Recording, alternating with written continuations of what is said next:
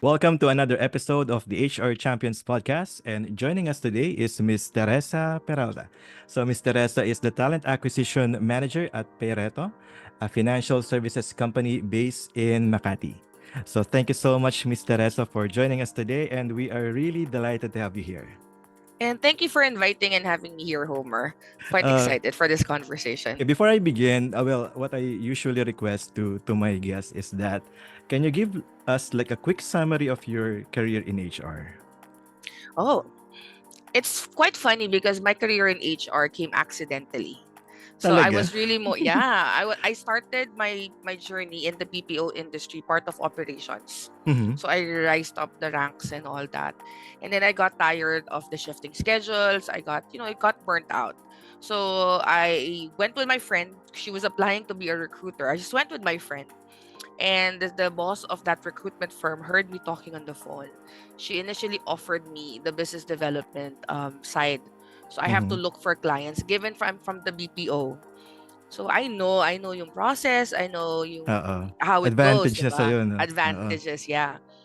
And then apparently, so I was getting all these clients. I don't think I'm not sure if I can mention their names, but I was getting these big BPOs contract and all. And apparently, yung recruitment team nila, it's a bit, slow Okey. to my liking. And I went up to my boss. She was the general manager for that recruitment firm by that time. Hi, Miss Abby, if you're going to hear this. She said, "Okay, masyado kang pabibo, take over recruitment." Hmm. And that's where it all started. So I became Ah. a recruiter. Then afterwards, I was hiring people for different BPOs, different IT departments. I was also hiring for the manpower side of the company. And then VXI gave me the opportunity to really plant my feet on the ground when it comes to the recruitment side of human resources. And Mhm. that's where it all started. Then I moved from VXI, then I moved to Paragon. You interviewed one of my previous bosses, Claudine, Yeah. one of the greatest mentors that I've had. Very So fun with to talk with. Paragon, yeah. So we are good friends outside work, but of course with work, she's my boss. Mhm. So VXI gave me the foundation, and then I worked with Paragon as part of. I was really not just recruitment with Paragon. I also handled events and employee engagement there, and looked for training. But the main focus was really, really recruitment and talent acquisition.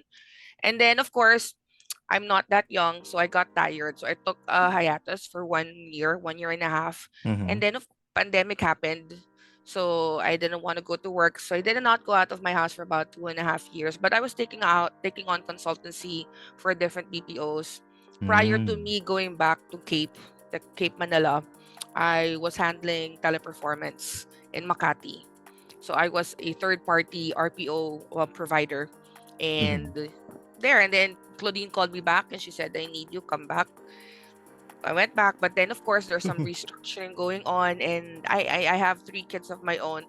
I had to Mhm. think of my long-term plan. And that's when Miko Ilagan, the vice president for people for Payreto, I worked with him back in VXI, called me and Mhm. said, "Okay, I think I need you here.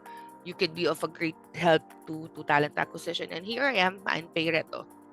So that's my Nice, nice. journey. Galing. Thank you for sharing, Miss Teresa. So, ever since ba is HR something you pursued? No. When I was part of operations, I hated the HR. Every time there's an email coming in, Oh, automatic delete yun. talaga? Kasi it's going to be changes, there's going to be, some memo, some reminders or whatnot. I know that I was doing well in what I was doing. So Mhm. when I see an HR announcement, I just automatically delete it. Pero, ironic as it may sound, when it comes to employee referral, doon talaga ako kumakabig. As in, I was Mhm. performing well with ERP. So sabi ko, okay. Maybe the reason why I'm in recruitment is because I get to connect with people immediately. So I mean, I'm the Hmm. person na you leave me in the mall in a group of people. After 10 minutes, I probably know something about them, something personal about them. So yeah, my thoughts about HR. I was one of those employees na when I see an email, unless it states there employee referral, that's the only time that I would read it. But then, you Talaga. get to love it. Yeah, when I got into the position, naintindihan ko na, okay, they're not pro-employees, they're not pro-company, but they're there to be in the middle. Mm. And I experienced that. So now I appreciate the HR more. Talaga, nice. Yes. Yung other guest ko naman, same ano, they it's HR is not something they plan to venture on. Siguro dala lang ng circumstance. Kasi halimbawa, I had one guest na he's from accounting. It just Mhm. happened na nag-resign yung HR manager. So walang choice, siya yung kinuha without any knowledge or anything about HR. But eventually, he fell in love with HR and then I think when you get into this into this role, it's hard to unlove it. Even if there are mm, times na why am I in the ask any HR personnel or HR practitioner, they would ask you there's one point in their lives that they would tell you, why am I doing this? Why am I here? yeah. Why am I being, as much as I don't want to be personally bothered by other, by the employees' concerns, their employees' problem, you somehow, you step up and try to fix it, even if it's a bit personal, especially with people who are working on the employee engagement side. Uh-huh. Minsan matatanong mo talaga, why am I here? Is this worth it? And, given that this is a podcast, I think a lot of HR practitioners would tell me that we are overworked and underpaid. Yeah. Agree. 'Di ba? So, for you to be on the HR industry, it's either this is a passion, this is your calling, or wala ka ng choice kasi ito na yung opening ng trabaho. It's either of the two lang naman. Mm. So in total, how many years you're in HR na ba? Think about 12. 12. Okay. So 12. in that let's say a decade or sige, more than a decade in HR. What's the biggest challenge you had? Okay. I think with the recruitment side, because there's two facets of HR that I worked on Mhm. rather. I think the first that I'm still proudest up until this moment is when VXI gave me the opportunity to lead a near hire training. So normally that's part of leadership and development, learning and development rather. And nung time na yun kasi, we are having a lot of failed candidates in the final interview side. Mhm. So they said, okay, Teresa, ikaw lead the near hire training. This is a 5-day unpaid training for these applicants just to improve their grammar and their output and perspective. So Mhm. that's when it comes to final interview, papasa sila. So technically, talent acquisition is kind of manipulating the process by teaching them what to say, how to say it, what to expect, and all that. Mhm. That's the biggest achievement for me is because there are two instances that I up until now I tell the people that I worked with. The first instance was here in Manila. This was in VXIQC in Walter Mart. I had a trainee who has to wake up at 4:35 in the morning to sell pandesal so that Talaga? he would have the fare to go to the near hire training, which was unpaid. The only thing that Mhm. we could provide is free lunch, and personally out of my money I give them merienda. So Mm. there's a group of people who were really struggling, and then there's one particular person who stood out that he has to wake up and talaga naglalako siya ng pandesal because every morning I have pandesal for that 5 days. And then Talaga. I did not know that story until he signed the job offer. Now I check up on them from time to time. He's now a team lead. I think he's still in VXI. So team lead now. And then the other instance was in Davao. This was a security guard for VXI in Davao in Robinsons. So Mhm. his shift was at 9 p.m. to 6 a.m. My near high training class in Davao when I was sent there, it was from 8 a.m. to 5 p.m. So after his shift for the 5 days that we were doing the training, he doesn't go home. So after the sleeps, he magtutulog na lang siya sa sleeping quarters or kung uuwi man, maliligo lang then go back to Balik work. ulit, oo. Oo, and after the fifth day, he got his job offer. And up till now, he's still with VXI. Galing, galing. Because these are the things that I'm most proud of. Because one step at a time, one little step at a time, you're changing people's lives. And that's Yeah. what I fell in love with. That's the concept that I fell in love with when it comes to human resources. And then when I dived into human resources per se, I got to, you learn how to talk to different people. You will see somebody very strong, but if you talk to them like you deep dive into who they are really, you'd find out that they're most generous, they're the most softest, that the softest Mm. that you would talk to, that you would meet. So yun yung pinaka reason. You're changing people's lives. Not just by Mm. providing jobs, but really more of guiding them or just being somebody to listen. Somebody who's willing to listen, who's willing to talk to them. Mm. So yan. Nice, nice. Galing. I find those stories very ano talaga, very uplifting. When when Yes. when when I hear stories na ano, when you help someone na parang ikaw talaga yung reason why they were able to get the job, and then they excel, 'di ba? Yes.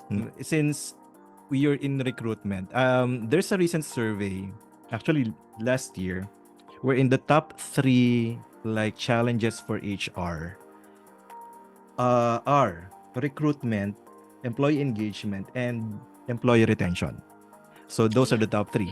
But I find it surprising kasi ang pinakamahirap pala based on the survey at 23% is employee retention, followed by employee engagement, and then recruitment, diba? Talent acquisition.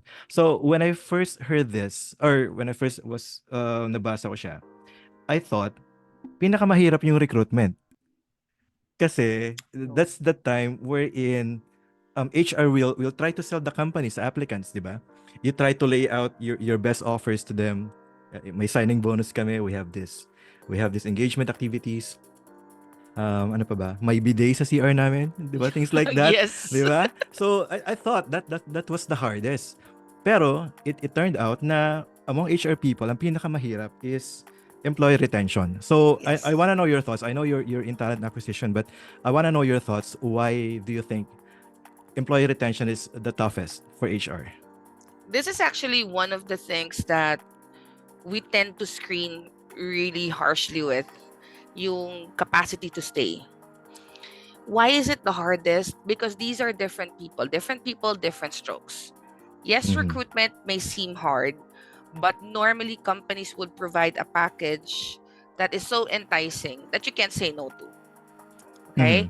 Let's say medyo mataas ang salary, pangit ang benefits, mababa yung salary pero sobrang ganda ng benefits. Mm-hmm. Bihira lang kasi yung 50-50. Yes. So selling a company isn't that hard because you have your job description, you have their scope of work that's covered for you. Ang pinakamahirap sa recruitment kasi is yung competition. Na Yeah. because job seekers are not just applying to one job, they're applying to Mm-hmm. multiple jobs. So let's say maganda na si company, pero mas may better pa.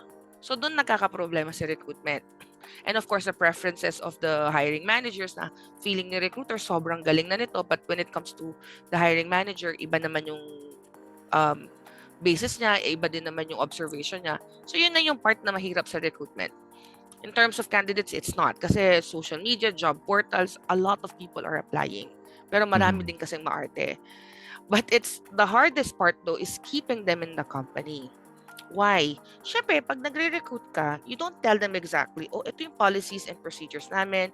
These are the activities. These are our career plans. This is the plan of the company and all that. Even me, I still am baffled as to how people tend to feel so entitled na, ay hindi ko to gusto, kailangan si company mag-adjust. May mga ganong thinking. And Mm-hmm. these are the people that you would see in their resumes that these are hoppers. Konting masabi lang si management, Yeah. konting may masabi lang si team leader, sumasama yung loob, they leave the job. So Mm-hmm. that's one of the things that's nagiging problema sa retention, employee retention. What everybody I think would need to understand that the companies are thinking about your well-being as well as their financial well-being. Because Yes. if they're not going to do well, if they're going to spoil all the employees, wala tayong bread and butter. Saan tayo kukuha ng pangsweldo? So it's really more of a balance. Na saan ba makakatipid sa company, saan pa sisayahin si employee. Why is it the hardest? Again, different people, different strokes. Some people would see it positively, some people would see it negatively, some people would complain first and not see the reason as to why it's being done. Mm-hmm. And siguro, bihira lang naman yung companies na umaalis kasi hindi nakakakuha ng bonus, hindi nakakakuha ng incentives, monetary wise pa din. Pero Mm-hmm. again, the similarity between retention and recruitment is because there's always a better offer out there. Mm. That's my thinking coming from somebody who's recruiting people to join the company. There's always a better offer. If you in the BPO industry, for example, when you talk about the, let's say teleperformance, converges before, they have a high attrition rate, right? Why? Mm. Because if you have a certain number of experiences, say 1 year, 2 years ka, ang unang offer sa'yo ng isang company, 20,000. Naka-second year ka, may Mm. ibang company mag-offer sa'yo 30, 35,000. Mm. So why would you stay in this company? And ang magiging increase mo lang on a yearly basis is very minimal. 10, Mm. 15%. Minsan 5% nga lang.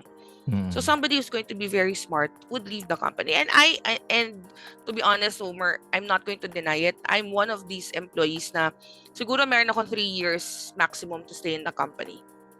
Mm. 3 years. Kasi alam ko na, o sige, on my fourth year, if I'm going to get an appraisal, I would be getting more if I move to another company. That's Yeah. what happened with Paragon and Clayton and Cape. To share with you, I think Claudine is going to hear this. When I started with Paragon, I was only earning 30,000 pesos. After 2 years, it doubled plus plus. If I stayed there, if I did not leave, I probably would be getting 39, 40 2 years after. Mm. But when I left, I moved to another company, got more experience, and then when I went back, my salary went double double. So, Mm. yun yung hardest. How can you keep the employees happy? And how can you keep your employability active and high? The same time, how can a company provide to the needs of the employees because their needs are always changing. So medyo doon nahihirapan si company to adjust how to retain an employee kasi hindi naman puro fun yan eh. Throw ka ng Yes. Christmas party, throw ka ng summer event, throw ka ng year-end party or ng mid-year party. But these are all parties. Hindi nagdadala ng grocery yan sa Mhm. loob ng pamamahay natin. So talagang Correct. ano yan, 'di ba? Pera talaga, Oo, pera, tama. always pera. Mm. And it's only And practical and logical, 'di ba? For definitely especially nowadays na talagang everything is 'di ba, getting expensive, 'di ba? true. 'Di ba? Q4 is notorious for HR where in that period, ito yung time wherein most employees are ready to submit the resignation after getting the 13th month, after 13th getting the month. bonus, after all the fringe benefits, di ba? Pero beneath that, naka-ready na yung um, resignation Mhm. kasi they're thinking come next year, it's a fresh start for me. 'Di ba? So, why do you think it's still a trend? Well, you answered na to kanina, yung ano mo kanina. But I want to know, why is it still a trend, especially sa BPO? Is it because of ano pa rin ba? Is it because of a pay or something more than that? There's a lot more factors when that happens. If you are getting benefits from a company, 13th month pay, incentives, or bonuses and allowances, and you still thought of that, it can either be a career growth. Now, okay, I think I'm ready to venture out somewhere else, Mm-mm. or I'm ready to get more salary, or there's an underlying issue with management. No HR practitioner would tell you or would admit to you that there is a problem with management. Because Yeah. of course, diba, these are our bosses in one way or another. But there would be there are times na yun talaga yung reason. Yung sa because I kasi honest kasi ako, very frank. So if my Go. bosses hear this, I'm so sorry. Sometimes kasi there's growth and the company environment. Company environment, the culture of that company would really really play a big factor if they're going to stay or not. Yeah. Kasi may mga taong kontento na sa sweldo nila eh, 'di ba? May mga taong kontento na, okay, I'm just working for this amount because it's okay with me. Pero bakit nagka-come up sila sa thinking na, okay, once I get my 13th month pay, I'm ready to move on. It's really more of the growth or the achievements that these people would really want to feel and want to get rather. Kasi kung ikaw, okay naman sweldo mo, okay naman yung kinikita mo, may incentives ka, pero wala kang growth. You Mm. can't be like that forever. I mean, kapag nag-close si company, you have to think like the future sense na what if the company closes, what if the account pulls out? Yeah, Saan ako oo. pupunta? Pag lumipat ako, entry level pa din ako. Mm-mm. Back to Yun yung scratch. nangyayari. Which is, I am very proud to say with Payreto, may nakakaramdam ng ganyan, mangilan-ngilan. Pero in this, like, when I came in November, because I just recently joined them, when I came in November, wala akong narinig na ni isang tao nag-resign Mm. during the 13th month pay, the bonuses given. Mm. Why? Because Pareto practices an outward thinking mentality, an outward thinking culture. Dito kasi, like, when I became a manager here, this is the first time that I felt that, oh, I have a voice. My opinion matters, not just my bosses. But they Mm. ask me, they ask me na, what do you think about this? What do you think would be the outcome? What is your opinion? What's your strategy with this? So doon pa lang na foster yung healthy environment and culture, which I think Yes. everybody feels from rank and file going to the C levels. Yun yung Mm. kailangan i-practice ng mga companies ngayon, na sometimes it's not bad to ask for opinions from the people down there, from the rank and Mm. file, Yes, because yes. most of the time their opinions would really be advantageous and beneficial to the decision that they're supposed to be making. So answer your question, yes, most probably growth, company, culture, management, Mm. money. Yun Yeah. lang. Yun yung naiisip ko. Mm. Pero hopefully no, sana when ang scenario is they're going to live for growth, for pay increase, not because there's something wrong with the company, not Oo because naman. there's a bad culture, bad Mm, management, toxic environment, 'di ba? So sana ganun, sana yung mga nagre-resign it's because of growth and not the other way around. definitely, dapat ganun. I mean, wag kang aalis kasi that would, test your patience and test your professionalism eh. Ako, kung Mm. meron akong boss na toxic, I will not leave. Mag-inisan tayong dalawa. I'm just kidding. Kumbaga, parang sometimes kasi that's a challenge. Like, I'm the person that if I have a toxic boss, and I've had a lot of toxic bosses, Mm. hindi kasi ako napipikon. I try to take out my emotions from when I enter the office. So, if it's work, it's really work. Kahit anong sabihin sa akin, nasabihan na ako ng I don't know if I'm allowed to say it. If I'm stupid, I'm incompetent, nasabihan na ako niya ng ganyan. Pero wala, Mhm. at the end of the day, keep my mouth shut. I just deliver the work and sabi ko, bahala ka na dyan, sampal na lang sa mukha mo yan. Dapat ganun ang thinking ng tao eh, na we're Yeah. working, we're not here to make friends. Mm. Sana I hope sana lahat ganun ka-strong. Pero 'di ba, Sana. knowing us Filipinos, 'di ba? Kasi tayo yung madamdamin eh. 'Di ba? Umiiyak Masabihan din lang. ako. Oo. Umiiyak din ako, pero sa bahay ko. Yung Mm. papasok ako ng bahay ko, bigla na lang akong iiyak. Then my husband would ask me, what's wrong? Kundi it's a bad day at work. Then tomorrow, it's another day. It's another day to face. Yeah. Smile lang. Ganun lang Tama. yun. Dapat ganun ang ano lagi. Ganun ang mindset lagi. Yes. Okay, sige. Moving on, Miss Teresa. Ito, for you, what will be the top 3 skills that you think any HR practitioner should have in order to not just to survive but also to thrive in the HR space? Top 3 skills and why? Number one, communication.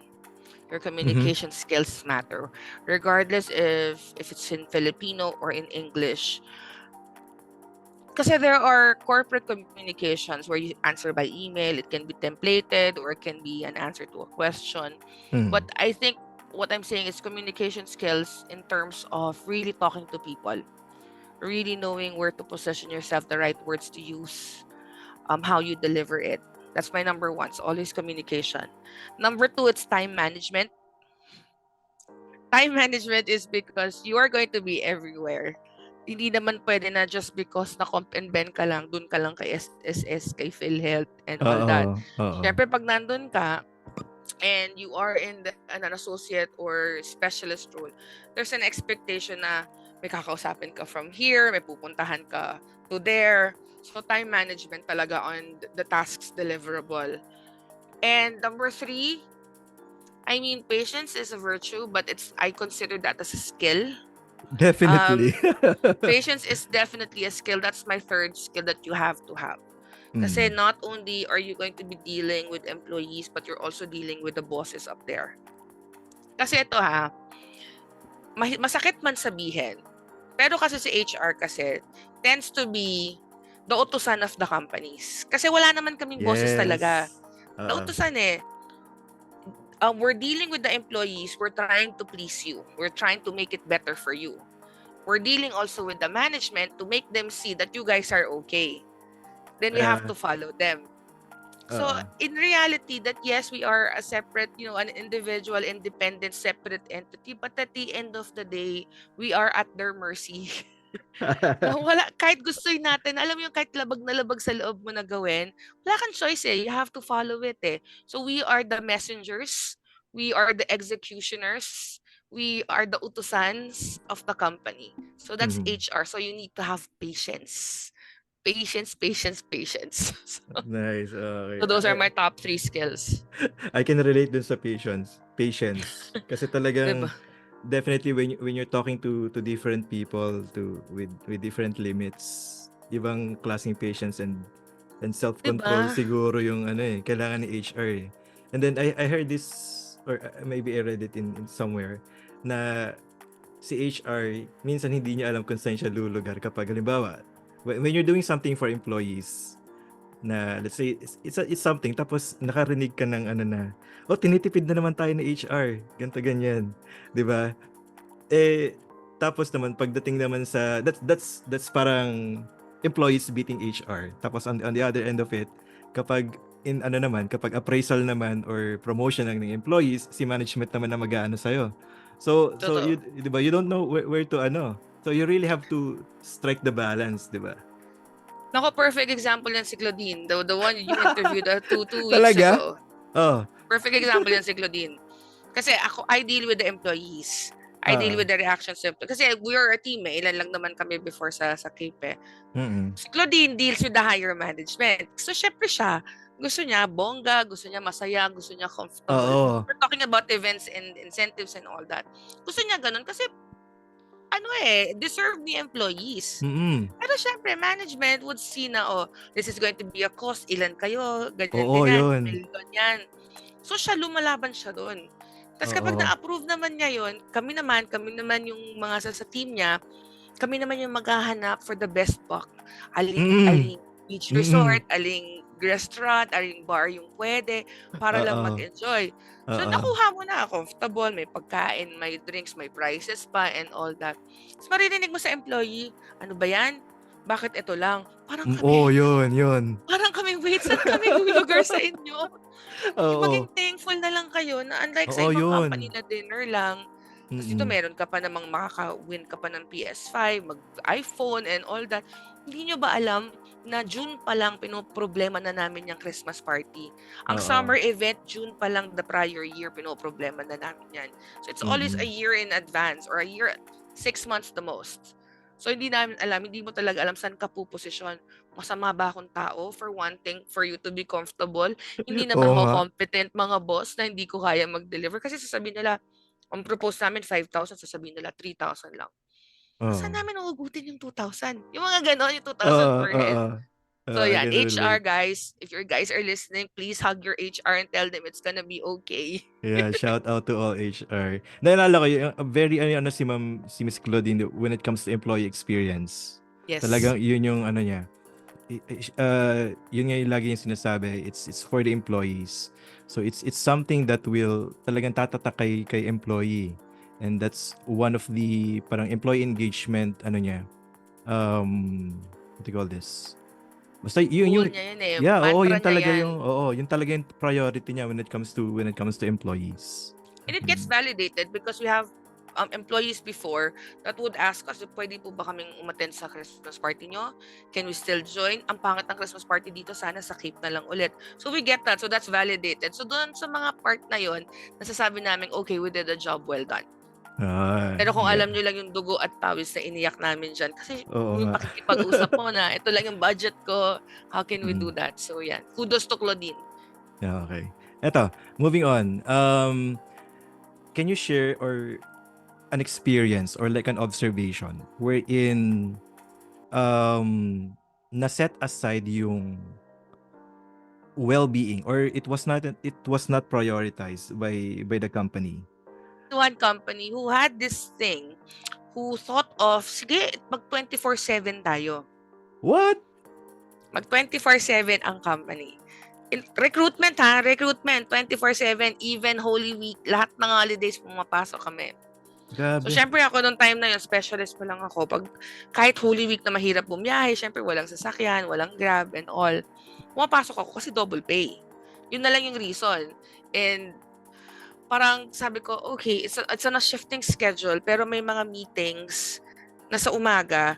So, yung people coming from the night shift, nagsistay para sa meeting na yon. Mm, Tapos, yung, ang pinaka na-atake kasi dito is mental health eh.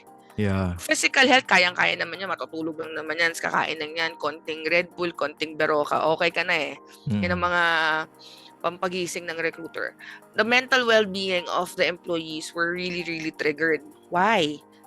You go to work, you have recruitment 24/7 as in gabi hanggang madaling araw, meron ka. Do you expect people to apply? No. You ask people to come in during holidays, Holy Week, Christmas, and New Year. Would people apply? No. Ang pinaka-maaasahan mo dyan is kung gabi-gabi ka pumunta sa floor, manghingi ka ng employee referral sa operations kasi may trabaho sila. Pero hindi naman lahat yan may ready resume, may ready names, may ready Yes. numbers. Mm. So, paano na-trigger yung well-being, ng mental health ng mga tao, ng well-being ng mga taong nakatrabaho ko, even myself included? When we have our weekly and monthly meetings, when they talk about the 24/7 initiative that they implemented, that we disagreed upon and, challenged and debated on, parang nasabi kasi na parang walang kwenta, incompetent, hindi kaya, the organization needs this kasi nag-e-expand tayo. Ano bang ginagawa ninyo? You're given all the budget, you're given all that. The majority of the people that I worked with that time resigned actually after 3 months. Mm. Nandun sila sa point na, why am I here? Do I deserve this? We're only getting 22,000 sa gabi and magkano lang namang na night differential, 'di ba? Magkano lang, bihira lang din naman ang holiday pay. Na ine-expect mo na may results kaming madadala sa iyo when your initiative does not fall in the culture of Filipinos na mag-a-apply ka Mm. lang from 9 to 5, 8 to 5. Mm. Yun lang eh. Kasi beyond 5 o'clock, alam ng mga tao, ay wala ka na maa-applyan. Pwede Oo. ako mag-apply online na lang. Eh, nung time na to, hindi pa masyadong big deal si Facebook eh. Yung Mm. mga, siguro mga 2015, 2016, 2014 to 2016 to. So, parang sabi namin, okay, nakakapagod mentally kasi you bring it home. You would always bring it home na ano bang pwede kong gawin? What am I doing wrong? Bakit walang pumupunta na empleyado? Kailangan mo ba na-exhaust mo na yung employee referral, na-exhaust mo na yung network mo? So that's one of the experiences, the really, really bad experience that we had when they decided na 24/7 Mm. ang recruitment team. My next question, Miss Teresa, is this is something to do with has something to do with employee engagement. So, kasi in the recent years, 'di ba, great attention has been given to physical and mental health. 'Di ba? We have talagang nandiyan yung ano eh, especially after or during COVID, 'di ba? But one of the things na medyo na set aside or hindi nabibigyan ng priority is yung financial wellness or financial literacy ni employees. So, how do you see financial health as a focal point when it comes to developing employee engagement programs?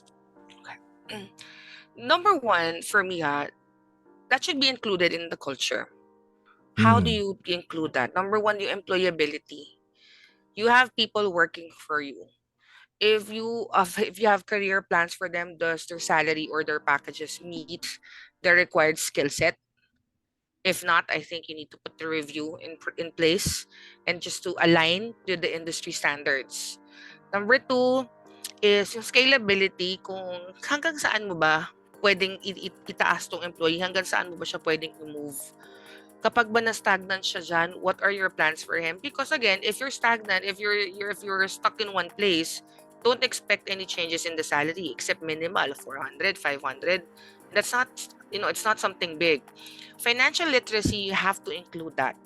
You can put Mm. that, your pocket seminars, in, let's say, partner with different organizations or industries that they can give out free talks or have somebody visit in the office to, just yung mga simple kwentuhan lang na what are your plans, Mm.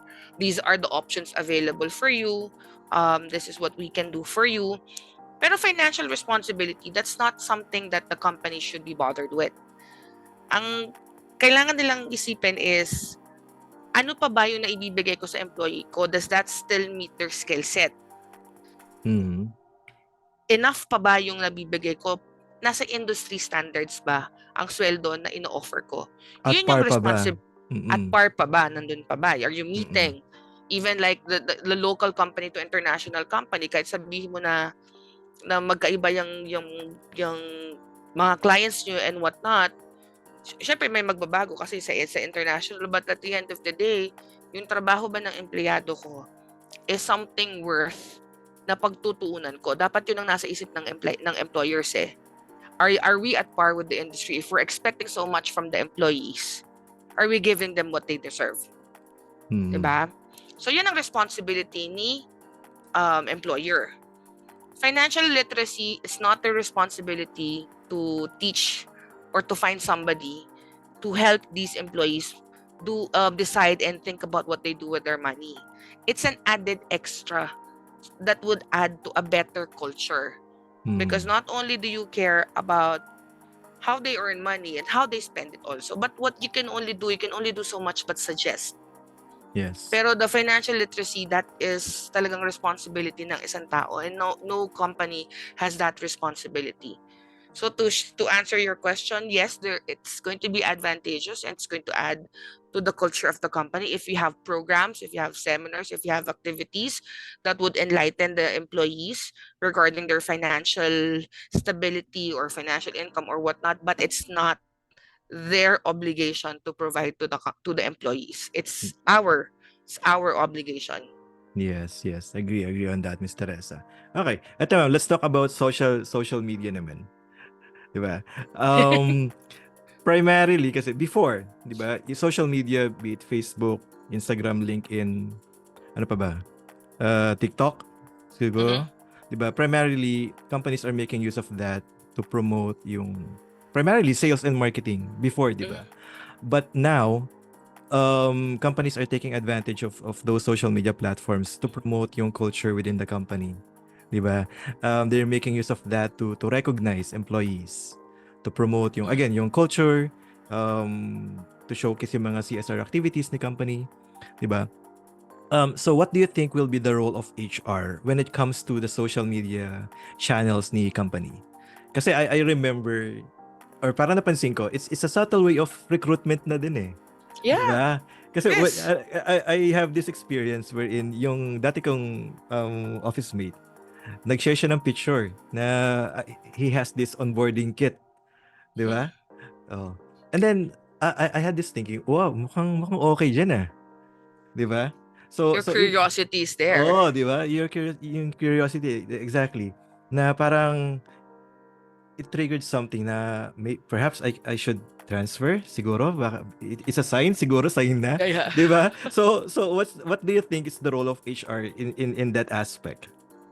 It's really to manage it and regulate what's being posted on social media. I handle social media for Paragon and Cape before.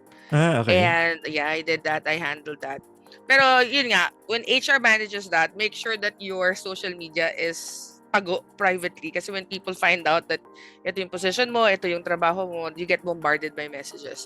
So, Mhm. what is our role? It's really to manage it, to moderate it. It's one of the best tools when it comes to recruitment. It's talent acquisition marketing, the recruitment marketing. Social media is normally the number one source for that, because number one, it's free. Yes. Diba? Not unless you boost it, but it's free. Number two, you say one thing good about the company, tenfolds ang share niyan, tenfolds. It might not be shared publicly, but yung sa mga messages, like what you mentioned, may Mhm. nakakita kang onboarding, send sa'yo or whatnot, syempre maku-curious ka. Then you Oo. will find out, you will research about that company. So HR, ang pinaka-role niya dyan is really to moderate it. Moderate Mm. the human resources, and it's a good sign also for human resources, guys. Make sure that you're friends with your employees. Kung meron kayong account na not friends, kasi doon yung mahuhuli yung mga sick leave na hindi totoo na Gotcha. di ba yun. Oo. Kasi doon Mm. ko rin ako kasi it's not that I police. So syempre, I worked with these people for so long, so some of them became my friends outside of trabaho, syempre. So minsan makikita ko may naka-sick leave, pero naalala ko kagabi, wait lang, nasa Zylo ka kagabi. Tapos ngayon naka-sick leave ka. So mag-uusap kami na parang no, I don't think that's valid because I know that you were out last night. You were just drunk. So it's Oo. yan yung mga advantage din naman ni HR. Use it to your advantage. Pero yeah, it's Mm. really a recruit. It's one of the best retention, one of the best retention tools that we have also. If like the companies that I've worked with also offers points and rewards when they share a photo, when they share a post, when they use the Hmm. hashtag. So ipon, ipon, ipon lang ng points and that's rewards and retention already. So pag nakaipon ka, papalit mo sa cellphone, palit mo sa Oo. cash, palit mo sa appliance or gadgets.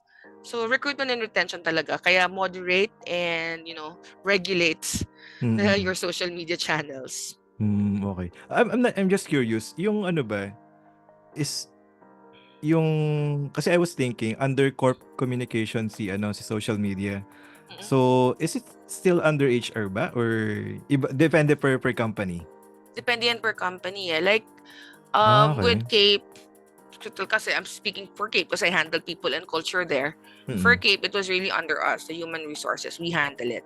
For companies like with Peralta, we have a different team handling it, but they're working hand in hand together with all the departments, specifically with the people department, kung ano yung ilalabas, kung ano yung magiging Hmm. theme, kung ano yung magiging progress. For some companies like VXI and other companies, that's a different department handling it. So, Hmm. ibibigay lang yung idea and then they will be able to come up with it. Yung branding and Okay. marketing ang may handle nun.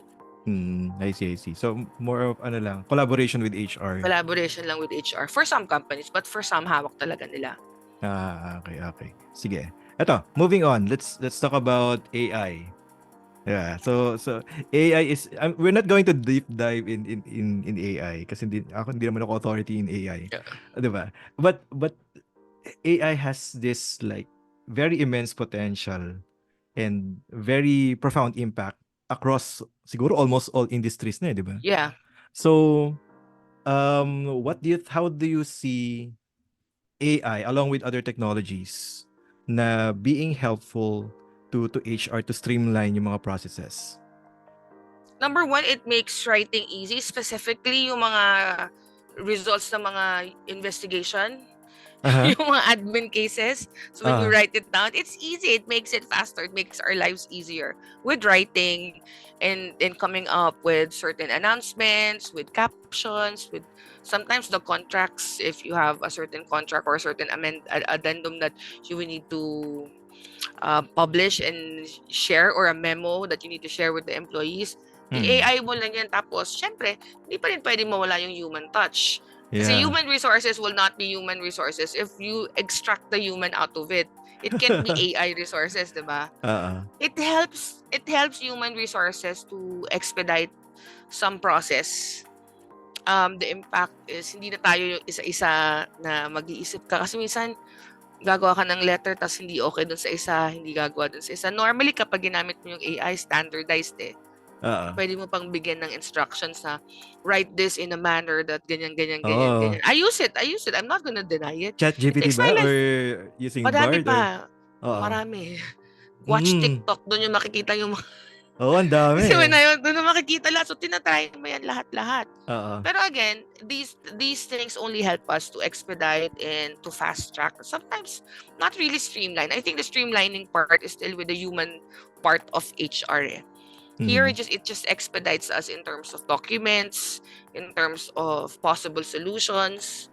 When you think about that, okay, if you are in a conflict resolution, this happened, how should I address it? What questions are we to ask? If you are in recruitment, I'm hiring for a data analyst.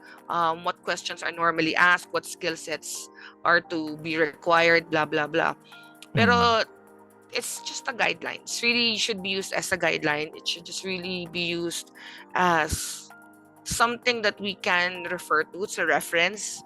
Pero in terms of really implementing it, dapat nandun siya sa human part. Ano yan? Judgment call na ni HR dapat yan. Okay. Yun ang state ko. Kasi this is something shared ng one of my guests. They're making use of AI. Are you familiar with chatbots? 'Di ba? Yes. 'Di ba? When they have this thousands application and then ang unang filter nila is yung chatbot. And then parang mga Yes. yes or no lang. And then Mm, gradually they will funnel that down to siguro from 1,000 to 700 to 500. mm, And then mm. pag nandun na siya at that level, then papasok si Si HR. human resources, yes. Mm. Siguro yan yung mga streamline process na pwede nating sabihin na pwedeng mapadali. Kasi we use that right now. So dumadating lang sa amin yung mga resumes na nakapasa dun sa mga in-outline namin dun sa mga questions Oo, na yun. So oo.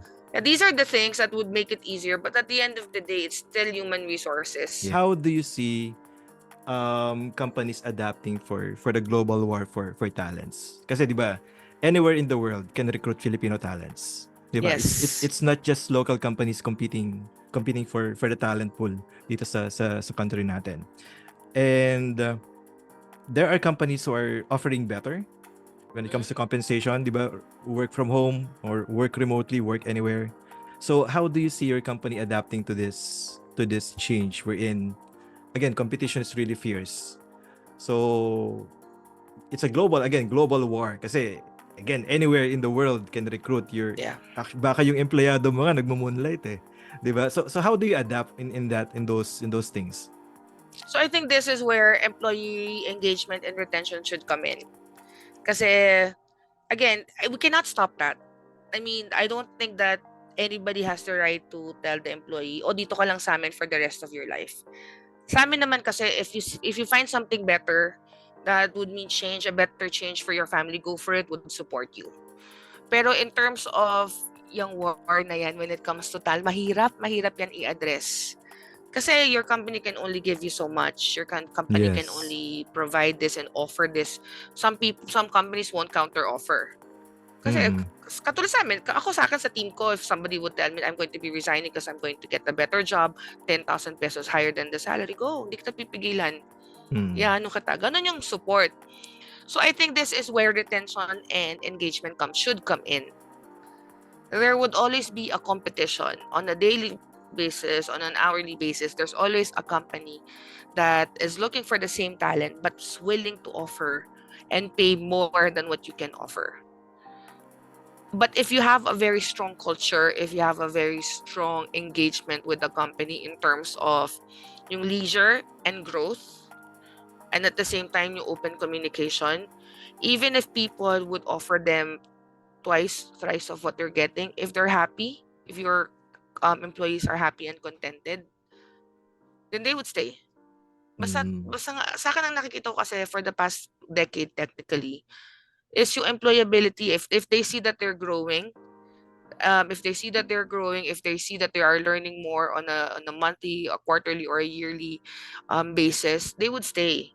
The only time that they would leave if they reach a certain point na alam nila na hanggang dito na lang ako, kailangan ko nang mag-develop ng ibang tao. And once I developed it, I think I'm leaving the company in good hands. May mga Mm. kilala akong ganun. And, again, it's really how the company treats you and how the company sees you as and values you as an employee. Yan yung magiging sagot sa global warfare when it comes to talent. Pero again, hindi mo masastop yan. I don't think na I'm not an expert when it comes to these things, but from a recruitment side of things, it's really more of something that we just have to accept. Something that we have to address na ganun talaga eh. Meron talaga mas mayaman na company eh. Mas may afford na company. Anong magagawa natin? If they want to, sige lang. Let's just support them. Kasi mas makakabuti yun sa pamilya nila. Yeah. Yeah. Agree. Ito, speaking of retention and engagement. So, from a recruitment's point of view, what do you think will be the ideal benefit program that will help improve these numbers for the company? Diba? Wala namang perfect program, 'di ba? Mhm. But what do you think um at this time na talagang will do you think will be really helpful for employees for them to stay in the company? Iba-iba yan eh. Kasi sa totoo lang, iba-iba yan. May group of people na ang gusto HMO. Na lahat ng anak nila covered. Same, Yung, 'di ba, yung lahat anak nila covered pero ang company kaya one or two lang dalawa tapos lang. dalawa lang tapos Mm. isa-subsidize nila yung iba. Kumbaga, you're not gonna pay the whole amount, they'll subsidize it. Some people naman wants bonuses. on a yearly basis or a mid-year basis. Some people want 14th and 15th month pay. Iba-iba. As in iba-iba. I think if you're going to ask me what kind of programs na para ma-implement for the retention, I see that try to look deeper into what motivates your team. What Mm. motivates your team? What are the get to know your people, and that's the time that you would be able to come up with something that would make them stay. Because for talent acquisition, for all the talent acquisition teams that we've handled, masakit kasi sa puso yung alam mong recruiter ka, tapos alam mong you have this skill set. Speaking from a recruitment's point of view, Mm. syempre yung mga nare-refer mo, ano yun yung mga passive sources mo, yung mga tipong employee referral mo, pero hindi ka entitled sa employee referral kasi recruitment ka. Ah, 'Di okay. I see, I ba? see, I see. So sa talent acquisition, to all the managers and owners listening, when you listen to this, give something back to your recruiters. A small incentives, kahit mga pa 100, 200, they would really appreciate it. Kasi, ang laki nang nawawala sa kanila eh. If we are allowed na employee referral na tapos sources lang talaga namin, kumbaga, kami yung nag-source, kami yung source, iba yung nag-interview. Mm. Dapat kasama kami sa ERP pero hindi kasi that's it's illogical because we're part of the recruiting team. So just give them something na to motivate them, to encourage them to work hard in what they do. So small as sa akin if kung ako sa talent acquisition team, I'll incentivize my recruiters. Not as big as the employee referral programs, but something that that can tell them that hey, you're doing a good job. Yeah. Close To more appreciate, di ba? requisitions. Yes. Hmm. Yun yung for TA. Yeah, I hear you. I hear you, Miss Teresa. Humuhugot ako, di ba? Message received.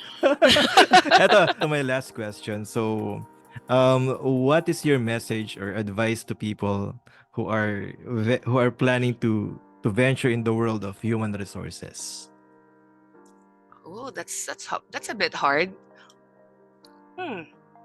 So I guess my message would be you need to have a really strong grasp of your morals when you Mm. enter human resources. Because when you were there, you are going to be tested left and right.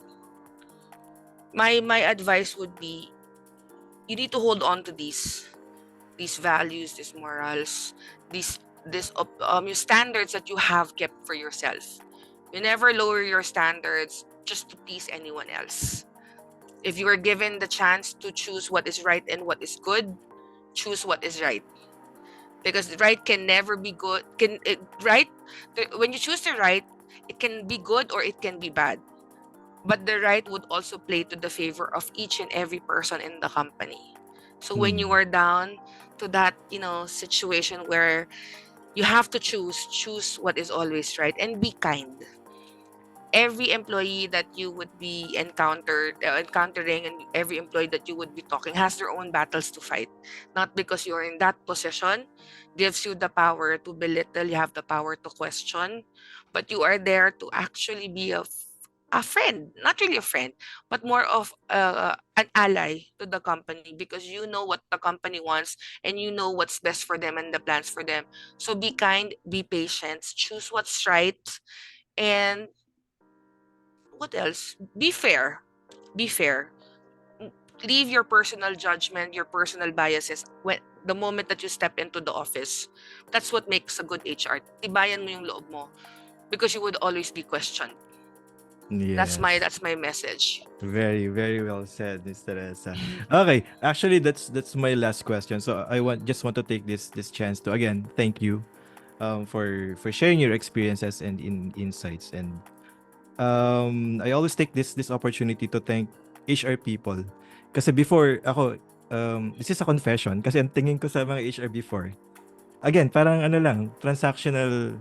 Kapag, di ba, kapag kailangan ng company ng extra manpower, you go to HR, di ba? Kapag kailangan mag-plan ng events, kay HR, Christmas party. So, again, very stereotype or nakabox lang yung ano ko ng tingin ko sa HR. But when I started talking to people, to HR people like you, and then it really dawned to me na hindi talaga madali maging HR, 'di ba? You're different. I mean, you're wearing different hats, you're taking up different roles, 'di ba? Again, talking to different people with different limits, different personalities, and that takes skills, Diba? That takes effort, patience, Yes. diba? So, and with that, you have my mad respects. So thank you. Thank you. Thank you. Thank. Well, before I let you go, so familiar ka ba sa Fast Talk? Yeah. Okay, so we have the HR Champions Podcast Fast Talk Edition. So, set of Sige. questions, two choices. Just give me your best choice. No question. I mean, no right or wrong naman. And no Sige. explanation needed. Okay. So, work from home or on-site? On site. Talaga? Company outing Yes. or Christmas party? Company outing. Mhm. Empathy or competency? Competency. Hmm. Recruitment or training? Recruitment. Yeah. Siyempre. TA. Uniform or dress down? Dress down. Okay. Sa pantry, microwave or ref? Fridge tayo. Ref tayo. I Etong don't like tanong, hot food. I don't like hot food. So, talaga, etong tanong na to, sa lahat ng guests ko, wala pang pumipili ng microwave. Hindi ko alam kung bakit. What's with HR? Bakit puro kayo ref? kasi wala kaming oras kumain. So, I minsan yung see. baon namin, kung ano yung as is yung baon namin, kinakain namin sa table Kahit namin. malamig. Kahit malamig Kahit ba? malamig. Grabe. Madalas Super, yon. super dedicated naman. Okay, Windows or Mac? Windows. Hmm, Sorry, I'm not same. an Apple user. Yeah, same here. Presenter or part of the audience? Presenter. Wow. Calendar or email? Calendar. Okay. Because I get 5,000 emails on a daily basis because of the job What? boards and all. So if this does not pop up in my calendar or on a direct message, I won't be able to see it. So when they send me an email, they will message me, nag-email ako sa'yo. Sige, check ko yung spam ko. Diba? No, wait lang, sorry. So when they Okay. send me an email, they have to message me. Sige. And then last, Facebook or LinkedIn? LinkedIn. Nice. Okay. Again, that's all. Thank you so much, Miss Teresa, for taking part of this podcast. I really learned a lot from what you shared. Very fresh insights from. If there are people who wants to connect with you after listening to this podcast, what's the best way? You can message me on LinkedIn. You can search for me. It's Theresa Joy Peralta. On Facebook, I don't have Facebook. On Instagram, Peralta. If you want to connect with me, I think my personal LinkedIn is Theresa Joy Peralta.